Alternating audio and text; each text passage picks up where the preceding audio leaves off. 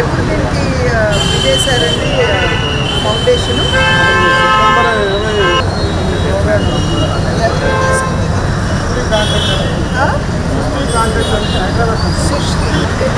ఎంత తినే ఉందండి?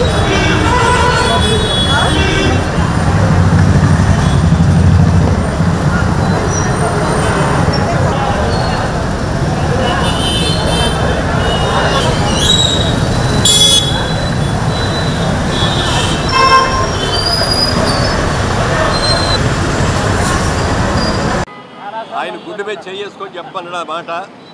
ఎందుకంటే నేను ఊరికే ఆఫీసర్గా ఊరికే ప్రెస్ మీట్లో పెట్టి చెప్పడం లేదు, నాకు అలవాట్లేదు. దీనికోసం ఎంత కృషి చేశానో నాకు తెలుసు, రాజమండ్రి ప్రజలకు తెలుసు. ఇక్కడ శంకుస్థాపన చేసింది ఎప్పుడు చేసామో చేసినా తెలుసు. శాంక్షన్ చేసి శంకుస్థాపన చేసినా ఉండదు ఇది. తర్వాత ఓపెనింగ్ చేసినప్పుడు ఓపెనింగ్లో ఎవరెవరు ఉన్నారో వాళ్ళు కలిపి చేస్తారు. ఇది పద్ధతి. అలాగే అక్కడ వర్క్ కమెంట్ చేసాం, ఏదో లైన్ యాక్టివేట్ చేసాం, ఎవరు కూడా ఇట్లా వేసుకోండి శిలాఫలకాలు. ఏదైనా అది వాళ్ళ విజ్ఞతకు వదిలేస్తాను. నేనేమో వాటి గురించి మాట్లాడదలుచుకోలే. చేయించేది నాకు తెలుసు, రాజమండ్రి ప్రజలే తెలుసు. దీనికోసం ఎన్ని రోజులు కృషి చేస్తే ఈ ఓవర్ బ్రిడ్జి శాంక్షన్ చేయించామో నాకు తెలుసు. అందుకని నేను క్లారిఫై చేస్తాను. ఇంకొకళ్ళు ఎవరు కూడా విమర్శించాలని చెప్పట్లేదు. నేను నిజంగా జరిగిందని విమర్శ కాదండి, వారి హయాంలో చేపట్టినటువంటి కొన్ని పనులు వాటిని సందర్శించాలని, వాటి ప్రోగ్రెస్ కనుక్కోవాలనేటువంటి ఉత్సాహం వారు కనబరిచినప్పుడు నేను అదేవిధంగా వారితో పాటుగా నేను మరియు స్థానిక ఎమ్మెల్యే అయినటువంటి ఆదిరెడ్డి వాసు గారు ఇక్కడికి రావడం జరిగింది. మొరంపూడి బ్రిడ్జ్ ఏదైతే ఉందో గత కొన్ని రోజులుగా వివాదాస్పదంగా మారినటువంటి సందర్భంలో, వివాదాస్పదం అని ఎందుకంటున్నానంటే నాకంటే ముందు ఇక్కడ ఉన్నటువంటి మర్గాని భరత్ గారు వారి హయాంలోనే వారు పొట్లాడి నితిన్ గడ్కరీ గారితో నేను ఈ మొరంపూడి బ్రిడ్జ్ శాంక్షన్ చేయించాను అని చెప్పి వారు చెప్పడం జరిగింది.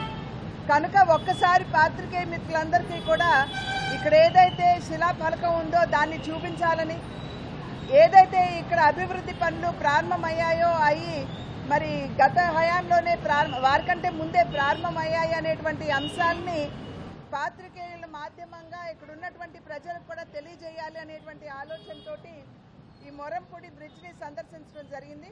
మీరు చూసినట్లయితే ఇక్కడ 2 శిలాఫలకాలు ఉన్నాయి.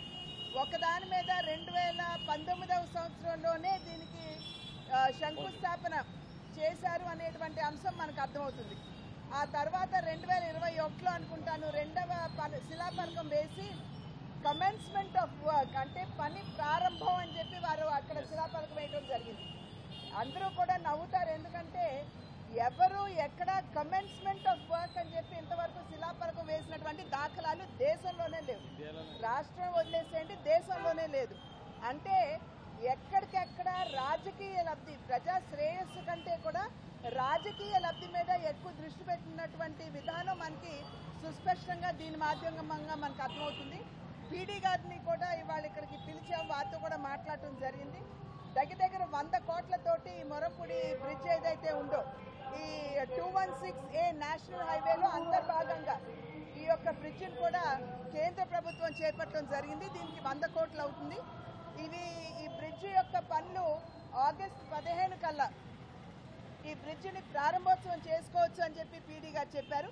అయితే దానికి సంబంధించినటువంటి సర్వీస్ రోడ్స్ ఏవైతే ఉన్నాయో ఊరికే ఒక లేయర్ బ్లాక్ టాపింగ్ చేశారు, ఎందుకంటే ఉన్న ట్రాఫిక్ కంజెస్టెడ్ కాకూడదు, మూవ్ అవ్వాలని. రాబోయే కాలంలో 1 నెల పాటు ట్రాఫిక్ డైవర్ట్ చేసి మిగిలిన లేయర్స్ కూడా ఈ సర్వీస్ రోడ్స్లో వేసి దీన్ని పటిష్టం చేస్తామని చెప్పి పీడీ గారు కూడా చెప్పడం జరిగింది. కనుక రేపు ఆగస్టు 15న ఈ బ్రిడ్జ్ ఓపెనింగ్, ఇంకొక నెల 15 రోజుల తర్వాత సర్వీస్ రోడ్స్ కూడా క్లియర్ అయిపోతాయి. ఇక్కడ ఉన్నటువంటి ట్రాఫిక్ సమస్యకి ఇది ఒక మంచి పరిష్కారం. ఇందు మూలంగా మనకు అర్థమయ్యేది ఒక విషయం కూడా ఏమిటంటే కేంద్ర ప్రభుత్వం సైతం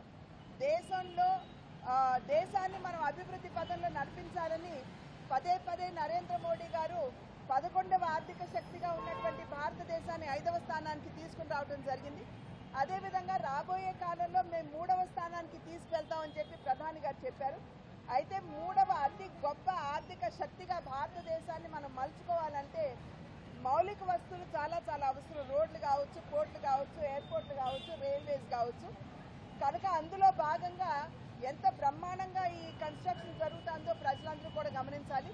2014 సంవత్సరానికి ముందు రోజుకి 12 నుండి 13 కిలోమీటర్ల రోడ్ల నిర్మాణం మాత్రమే జరిగితే ఇవాళ 2014 నుండి ఇవాళ వరకు అంటే నరేంద్ర మోడీ గారు ప్రధానిగా, నితిన్ గడ్కరీ గారు రైల్వేస్ అండ్ ట్రాన్స్పోర్ట్ మినిస్టర్గా బాధ్యతలు చేపట్టిన తర్వాత రోజుకి 30 కిలోమీటర్ల రోడ్డు నిర్మాణం జరుగుతుంది. అందులోని ఎంత బ్రహ్మాండంగా రోడ్లు ఉన్నాయో ప్రజలందరూ కూడా గమనిస్తున్నారు. కనుక దేశ శ్రేయస్సు, ప్రజల సంక్షేమానికి ఎన్డీఏ కూటమి కేంద్రంలో కావచ్చు, రాష్ట్రంలో కావచ్చు ఎప్పుడూ కూడా పెద్దపీట వేస్తుందని చెప్పి మీ మాధ్యమంగా ప్రజలందరికీ తెలియజేస్తుంది.